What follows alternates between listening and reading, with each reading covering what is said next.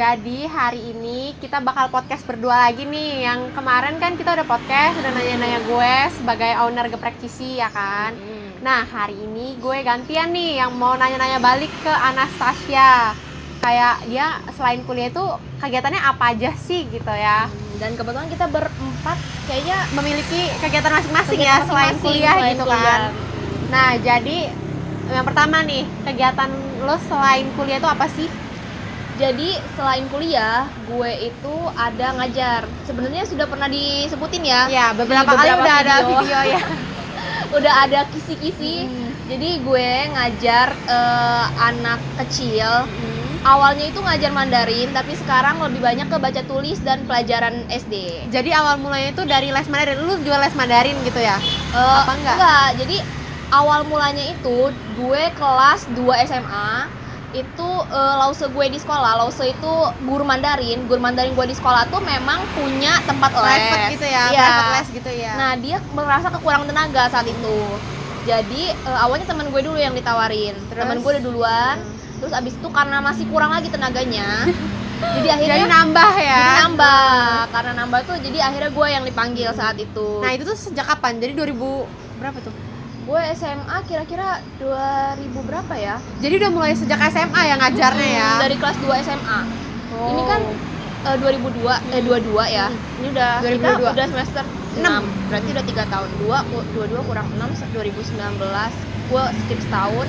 2018 kelas 3 berarti 2017. Oh, jadi udah dari 2017 Anastasia ini ngajarin anak kecil ya. Jadi anak kecil itu mulai dari kelas berapa aja sih yang lo ajarin?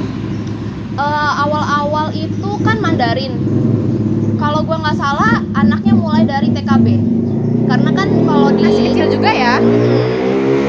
Nah itu tuh susah gak sih ngajarin anak-anak kecil itu? Biasanya lebih ribet kan, kayak dia orang soalnya belum ngerti gitu kan. Lebih ada gak sih kesusahannya, kayak gimana sih awal lu bisa akhirnya mau ngajar deh nggak apa-apa deh gitu? Kalau awal mau ngajar nggak apa-apa ya karena money ya. Oh iya sih bener ya guys ya, karena juga itu gak sih kayak nggak ada kegiatan lain kan, mumpung itu juga masih SMA kan tugasnya masih mudah lah ya, masih dibilang gitu ya. Pokoknya saat itu kan gue SMA, terus kalau misalnya ada tugas-tugas praktek terutama, pasti kan kita disuruh bawa ini bawa itu, duitnya kan banyak. Terus gue merasa kalau minta duit terus kan agak diomelin ya. Jadi gue merasa gue harus punya pegangan sendiri gitu loh. Jadi gue pengen ngeleluasa gitu loh, punya uang sendiri. Jadi nggak diomelin orang gitu, nggak orang tua. Jadi akhirnya karena ditawarin, ya udah gue pikir ya kenapa enggak, karena kan menghasilkan juga ya. Coba juga. Terus awalnya gimana tuh? Awal pertama kali ngajar lah tuh, hari pertama ngajar tuh gimana? Awal sempet nangis sih, karena Bandung banget kan. Iya, kayak nggak nyangka juga. Nggak nyangka ya, kita kan mikirnya awal-awal itu ya waktu SMA sih nggak kepikiran ya bahwa anak kecil bisa senakal itu. Kayak gue sebenarnya tipe yang suka anak kecil, jadi tapi kan kaget juga lihat mereka kok senakal ini ternyata gitu ya. Iya, jadi awal-awal itu kan mikirnya iya ngajar anak kecil kayaknya seru ya, lucu gitu kan. Terus masih nurut gitu ya kalau itu ya. Polos-polos, lugu-lugu gitu kan, bayangan kita kan gitu kan. Terus pas ngajar, ternyata pas ngajar gue awalnya ngajar 2 anak. Mereka itu saudaraan ternyata. Cewek, soalnya cewek itu masih nggak ada masalah, kayak masih aman lah ya. Namanya cewek ya. Kalau anak kecil cewek itu beda loh. Terus abis itu seminggu dari gua awal ngajar, tiba-tiba muridnya meluap berat. Langsung banyak ya. Nah, dan itu kan awalnya gua dijanjiinnya jadi guru Mandarin. Terus tiba-tiba buka lesan baca tulis. Oh iya, jadi nambah lah ya, nambah beban lagi dong. Jadi pertama belajarnya Mandarin doang, habis itu belajar gimana ngajarin anak-anak itu baca, tulis, hitung gitu. Nah itu anak-anaknya mulai ada cowok-cowoknya. Terus gue satu meja saat itu bisa nyampe 8 orang kalau nggak salah. Jadi lu ya sendiri ngajarin 8 orang itu langsung? Wow, anak-anak kecil-kecil. Hebat banget sih ya. Iya kayak kalau diingat-ingat lagi itu agak cepet sih prosesnya, karena dari 2 tiba-tiba kayak langsung banyak 8. gitu ya. Jadi saat awal-awal gue ngajar itu gue cuma ada hari libur di hari Rabu dan hari Minggu. Kayak benar-benar di spesialin kosongnya hari Rabu dan hari Minggu. Senin, Selasa, Kamis, Jumat, Sabtu pun full. Dan itu juga gue tuh kayak hari Sabtu, malahan kan hari Sabtu kita libur ya harusnya sekolah. Itu gue dari kalau hari Sabtu dari pagi. Jadi kan anak-anak libur juga, gue Sabtu dari pagi sampai tengah hari gue ngajar. Jadi benar-benar full time ya walaupun Sabtu ya, padahal itu weekend ya guys ya. Dan saat itu ya nggak kemikirin yang kayak libur gitu, enggak, karena gue saat itu sangat termotivasi untuk mempunyai uang karena kan sendiri. kayak ya udah sayang juga lah Iya. gitu kan, mumpung masih ada waktu, mumpung ada kesempatan juga ya buat ngajar ya. Terus jadi jenjang anaknya yang diajar itu dari kelas berapa sampai umur berapa tuh sampai saat ini ya? Saat ini, dulu awal-awal tuh ada omongan gini, kita nerima dari TK. Awalnya tempat les itu buka omongannya kayak gitu, TKB. TKB ya. Karena anak TKA TKA dan sebelum sekolah pasti nggak bisa diomongin kan. Iya, lebih susah lagi pasti. Terus mereka banyak yang mau main-main doang gitu-gitu kan. Dan di situ kan gak ada tempat mainnya, bener-bener Iya tempat belajar. dong. Jadi agak susah kan. Tapi ternyata sekarang mungkin karena udah nyebar juga kali ya, kalau mereka belum kan sekolah banyak nggak dari mulut diterima ke mulut gitu. ya kan. Jadi mereka banyak yang bohong orang tuanya. Oh, jadi mereka diam-diam belum sekolah udah dimasukin gitu, Iya. dimasukin les. Iya, jadi aku banyak, jadi gue pun banyak ngajar anak-anak yang bahkan belum bisa megang pensil. Astaga, itu lebih susah lagi sih. Itu tantangannya lebih berat lagi ya. Iya. Kayak kita ngajarin yang udah bisa megang pena, apa bisa nulis aja udah susah gitu kan, buat suruh nurut gitu. Ini belum bisa megang pensil, itu gimana cara ngatasinnya? Dan bukannya cuman tantangan buat ngajarin pensilnya ya, moodnya itu loh. Iya sih. Kadang mereka lagi belajar ngantuk. Iya, terus benar. Kayak kadang tantrum. Tantrum tuh Tantrum gimana ya? itu kayak anak-anak ngambek Iya yang sih, bener-bener iya ngambek sih. nggak mau belajar. Gue pernah dapet gongnya itu tahun sebelum covid. Sebelum covid itu ada satu anak, dia waktu masuk itu ngakunya udah TKB, tapi ternyata kayaknya masih TKA atau mungkin bahkan belum sekolah. Tapi Dan gak dia ditanya sekolah mana gitu. tanya Tapi dia kan kayak nyebutin tapi ternyata bohong juga gitu ya. orang tuanya kan yang ditanya, Iya kan anaknya sih. nggak mungkin tahu. Jadi anak itu tantrum tuh kayak dia ngamuk bener-bener, dia nggak mau les, tapi dipaksa les kan sama orang Iya. tuanya.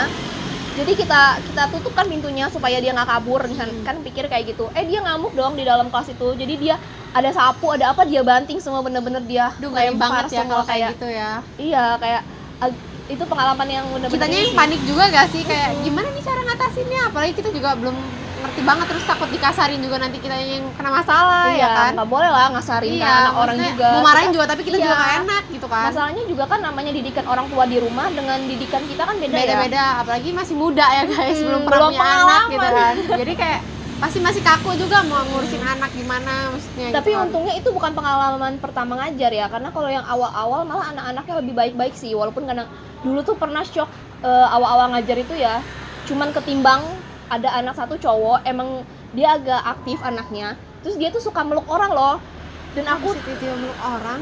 iya nggak tahu anak kecil kan gimana sih, dia kalau udah ngerasa deket, udah ngerasa ini kan dia suka gitu loh, kayak dendotan atau alem-aleman gitu loh.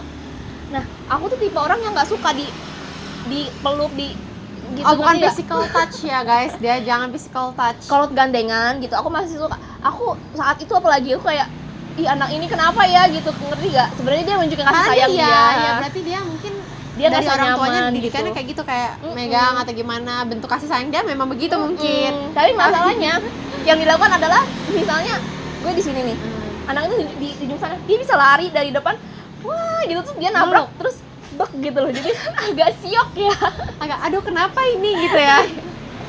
Tapi itu sih karena itu lucunya juga ya, Iya. kayak senang juga bisa deket sama anak-anak kecil gitu Iya, kan. suatu kepuasan sendiri juga, tapi terkadang kayak sesimpel ya mereka salah manggil, kan manggilnya miss, kadang-kadang mereka mami gitu, ngerti gak? Kayak ya, oh cutie berarti ya. berarti mereka udah nyaman. Iya. Itu tanda bagi gue kalau oh mereka udah nyaman sama gue, sampai mereka bisa salah manggil gue sebagai maminya. Iya, berarti gitu dia loh. kayak ya udah senang juga gitu kan, kita ajarin kan secara tidak langsung dia sehari-hari sama kita juga gitu kan. Kayak belajar sama kita, mainnya juga termasuk main juga kan, sambil Iya. main gitu kan. Malah kadang-kadang banyak curhatnya. Jadi lebih baik curhat dan main-mainnya daripada Iya. belajarnya ya, kalau sama anak kecil ya memang gitu guys. Bisa-bisa nyampe aja udah diceritain, kayak kemarin ada anak-anak les baru nyampe dia udah nyeritain, aku habis nonton petasannya bentuk ayamnya bertelur, kayak gitu-gitu.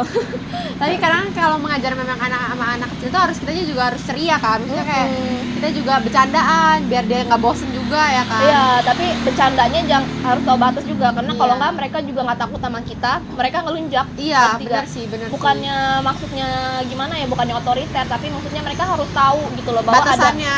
ada orang yang harus dihormati dan ada yang enggak gitu. Betul. Nah, jadi selama pandemi dan sebelum pandemi ada gak sih perbedaannya, kayak perkembangannya gitu selama ngajar, kayak udah berhenti dulu apa enggak sih gitu selama ngajar gitu? Oh, kalau misalnya ngajar Tetap sempat lanjut. berhenti. Oh, sempet berhenti juga ya? Apalagi waktu awal-awal kan Oh, kayak kita iya. kan bingung Nggak berani juga ya. keluar juga ya? Iya, kayak benar-benar belum ada penanganan, cuma dikasih tahu semua harus di rumah aja. Dan itu memang benar semua di rumah aja. Nggak online juga, maksudnya via Zoom atau apa? Nah, sempet sih yang punya tempat les itu sempat ngomong kalau nggak kita Zoom aja. Cuman gue tidak setuju. Terlaksana nggak? Enggak ya? Karena gue tuh muridnya nggak sama jenjangnya. Terus juga lebih susah ya guys ngajarin via online ke anak kecil itu kan harusnya butuh action kan kalau Iya, itu. mereka kan kadang perlu dipegangin tangannya. Iya, benar, kayak benar. perlu ditunjuk, ayo pekerjain. Kalau di online iya susah sih ya kalau anak kecil. Mana bisa fokus. Lagian kalau selama pandemi ini rata-rata orang tuanya kan ngelesin supaya karena mereka Biar kesusahan. aktif juga iya. Karena mereka kesusahan Benar. sekolah online. Karena sekolah online kan ya ngeliat gurunya di layar. Di layar doang, nggak ada kegiatannya gitu kan, kegiatan secara langsung. Terus kalau mereka udah buyar fokusnya susah kan ngebalikinnya karena itu layar gitu. Iya sih, Gurunya nggak bisa juga memarahin juga gimana Iya. gitu ya.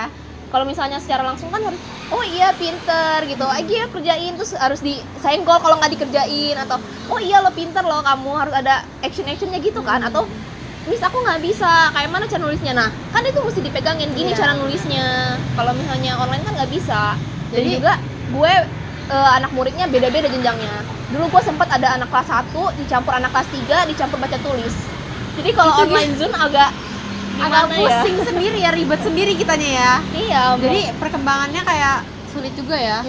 dan juga yang sulitnya mental mereka juga beda ya entah mungkin karena memang tahun lahirnya atau mungkin karena pandemi juga kalau menurut gue sih pandemi ini termasuk berimpact juga ke Dampak mereka juga ya. karena mereka kan nggak pernah ketemu sama teman-teman di Orang, sekolah iya. ketemunya sama orang di rumah doang kan sama orang tuanya paling-paling jadi mereka apa ya dibilang kurang bersosialisasi gitu loh kayak Iya sih.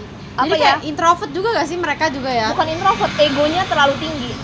Karena Ngerti dimanja gak? di rumah terus gitu Iya ya. kan kalau misalnya kita ketemu teman-teman kita, pasti kan kita Bisa ngalah atau gimana? ada konflik ya. yang buat kita, iya kita harus ngalah. Ada satu sisi kita harus ngalah, ada satu sisi kita harus gimana sama kita nggak bisa maksain pendapat teman kita. Kalau di rumah kan orang tua rata-rata kalau ngalah. anak, Orang tua lebih ngalah gitu iya, ya daripada orang anak tuanya kecil. kan ngalah. Jadi mereka nggak pernah ngalamin masa mereka yang harus ngalah, apalagi kalau nggak punya adik. Iya benar. Jadi Jadi mereka lebih dimanja ya. iya, jadi mereka dikasih tahu pun mereka lebih kayak yang apa ya, karena nggak pernah ngalamin konflik dengan orang lain, jadi mereka lebih susah untuk dikasih tahu gitu. Lebih nggak mau, oh iya, Denger gue gitu ya, salah iya, gitu. Dia iya. mereka belum tahu batasan ke situ karena nggak pernah bergaul sama yang lain. Gitu. Jadi pandemi ini termasuk kayak agak susah juga ya maksudnya untuk kayak kegiatan untuk mengajar, apalagi ngajar anak kecil ya guys ya. iya, Cuman jadi- ya gimana lagi gitu kan. Tapi setelah pandemi berkurang udah mulai lanjut lagi dan mulai udah. kapan itu?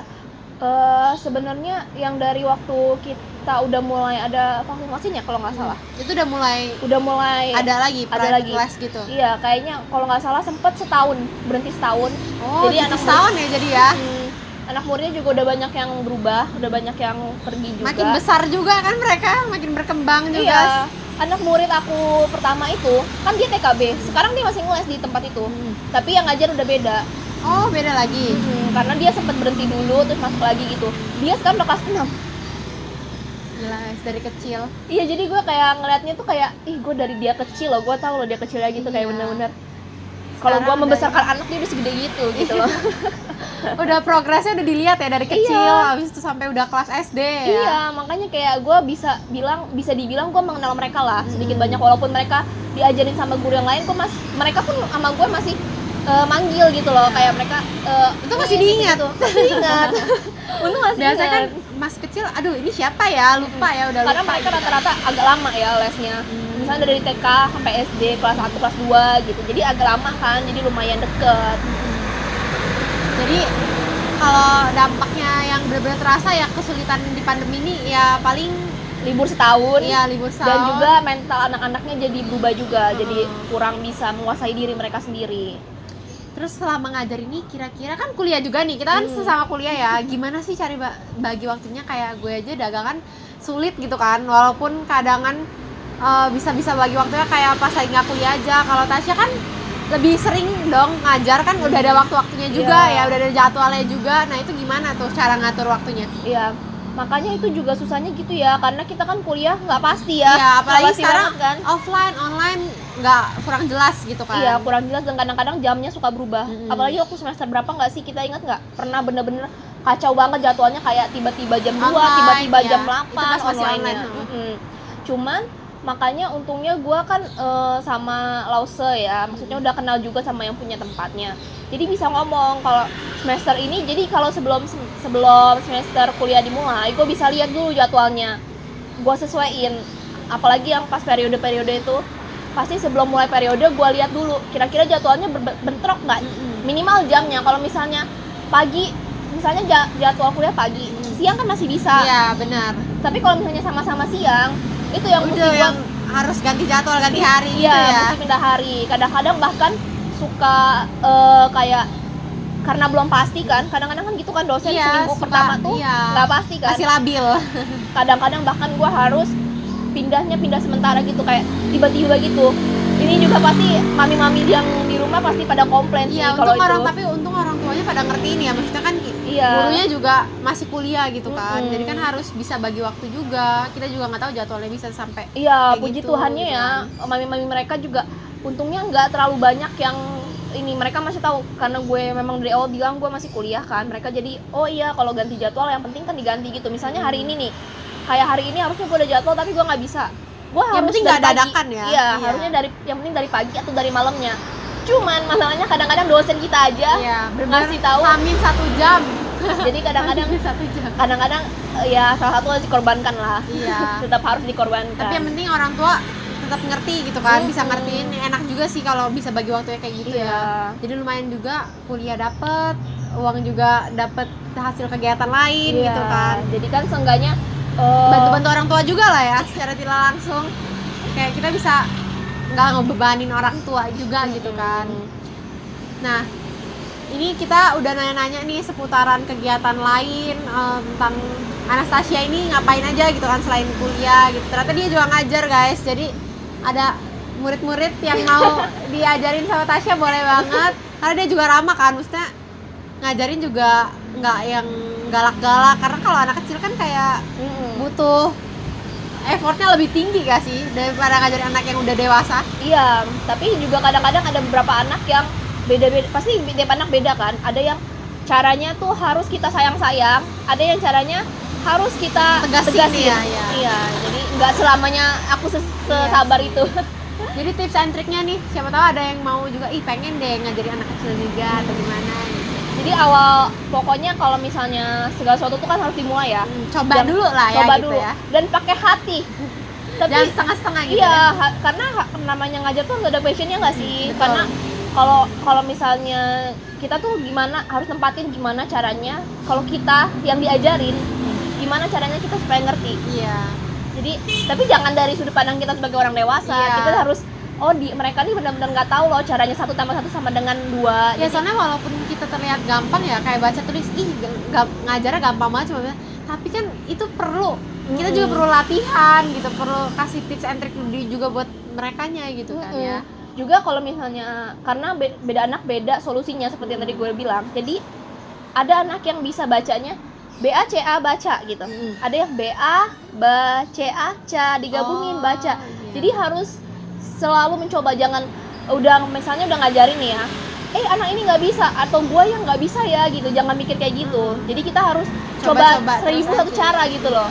Jadi kalau misalnya cara ini nggak bisa, mungkin dengan cara yang lain dia bisa. Kalau nggak bisa, cara lain lagi kita juga harus pinter-pinter kayak memperkenalkan hurufnya dengan bentuk-bentuk yang ada sehari-hari gitu. Jadi jangan cepat putus asa, jangan ngerasa kayaknya gue nggak bisa deh ngajar. Semua pasti awalnya kayak gitu. Susah lah ya, iya. Pasti mau ngelakuin apapun pasti susah sih masih di awal mah. Kita kan harus tetap coba ya guys ya.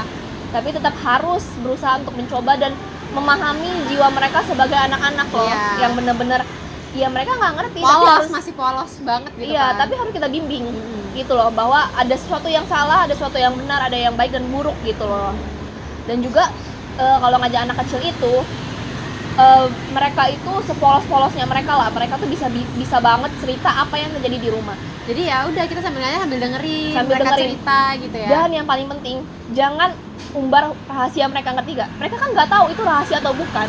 Tapi kita harus. Iya. Jadi gue juga pernah ngalamin anak kecil tuh cerita macem-macem.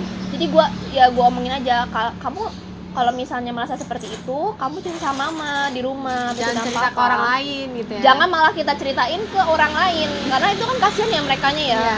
Atau kita judge, ih kamu tahu nggak kalau mama kamu kayak gitu artinya begini loh gitu. Kan mereka nggak ngerti, mereka kan cuma ngeliat doang apa yang ini. Jadi ya sebagai guru juga harus ngertiin dia lah ya. Kita dengerin dia tapi ya udah kita ya udah dengerin aja. Iya. Seenggaknya kan mereka juga sama seperti kita loh, butuh tempat curhat.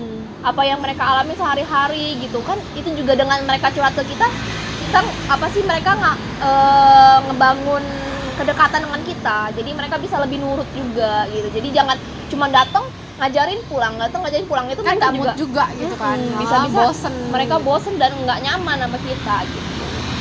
Nah, jadi udah nih kita udah dengerin cerita kegiatan Tasya selain kuliah, terus ada tips and triknya juga, terus ada pengalaman-pengalaman Anastasia juga dalam dunia pengajaran ya, menjadi guru guys. Nah, menurut kalian seru gak nih podcast kali ini? Nah, kira-kira mau ada podcast apa lagi ya habis ini ya? Nanti kita pikirkan kalau ada yang menarik, Ya, boleh mungkin- banget ya. Mungkin podcast berempat lagi Iya. atau podcast berdua lagi. Kalian lebih suka yang mana coba? Podcast berempat atau podcast berdua-berdua? Jadi kita sharing-sharing aja ya guys ya. Nah, atau kalau kalian juga punya hal-hal yang bikin kalian penasaran dan pengen tahu, boleh banget komen di bawah. Jadi sekian dulu video kita pada hari ini. Thank you yang udah nonton dan jangan lupa untuk Like komen. and subscribe. See you in the next video. Bye bye.